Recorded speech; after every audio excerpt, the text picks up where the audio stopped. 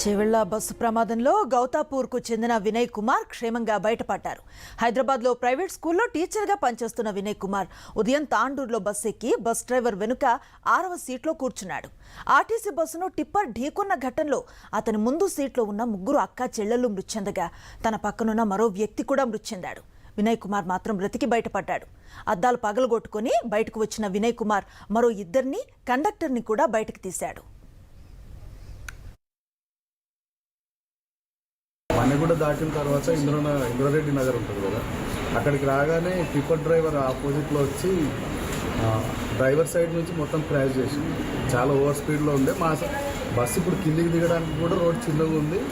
ఆ పక్కకు దిగినా కూడా మళ్ళీ బస్సు అంతా కూడా గుంతలోకి వెళ్ళిపోయే ఛాన్స్ ఉంది కాబట్టి డ్రైవర్ అప్పటికి కూడా ట్రై చేసి మార్నింగ్ అంత హై స్పీడ్లో లేడు, మరి అట్లా స్లో కూడా లేడు, నార్మల్ స్పీడ్లోనే వెళ్తున్నాడు. కానీ ఇప్పుడు టిప్పర్ డ్రైవర్ కూడా చాలా స్పీడ్లో వచ్చి కొట్టేసింది. ఆ వెనకాల ఉన్నప్పుడు వేరే వాళ్ళు ఉంటారు కదా, టిప్పర్ వెనక వచ్చేవాళ్ళు, వాళ్ళు కూడా అన్నారు యాక్సిడెంట్ అయిన తర్వాత ఎప్పటి నుంచో ముందు నుంచి కూడా చేవేళ్ళ నుంచి కూడా స్పీడ్గానే వస్తున్నాడంట.